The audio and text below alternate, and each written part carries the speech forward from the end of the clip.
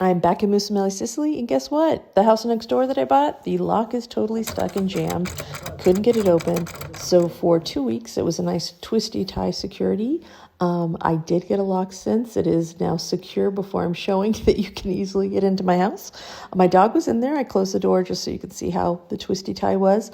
But this is a state one. I ordered some things. It's all delivered, but before we did any work. So here's the dining room area. And then I will be painting that brown wall and plastering the kitchen right here. And then I got some things from Facebook Marketplace, and I like the antique look for this home.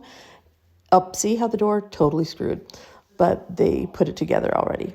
So Bodhi's going to lead us on the tour, apparently running through the house. She likes this house actually better than mine, which is quite annoying.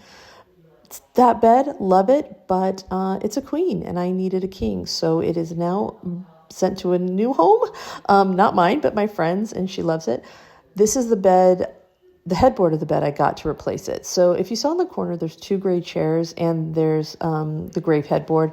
We'll put that together this weekend. I love this wardrobe.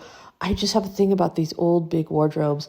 They had to take it out of the other house through the balcony with a crane. And luckily I have big doors. Okay, so here's where I'm in love with this couch. I didn't want anything busy. You saw the previous furniture, and I really wanted the floors to stand out. So I'm happy with the way it is. The other side has that big china cabinet thing that it would come out, but it wouldn't fit into the house I wanted to go in. So I'm kind of stuck with it there. The twin bed will be out. It'll be a full bed. I'm repainting this room. I am not a fan of red walls like ever. So yeah, that'll be all done. We're doing a lot of work this weekend. We had IKEA delivery. We had Amazon delivery, and that view does not suck. I love the view. You have the same view from the master bedroom too.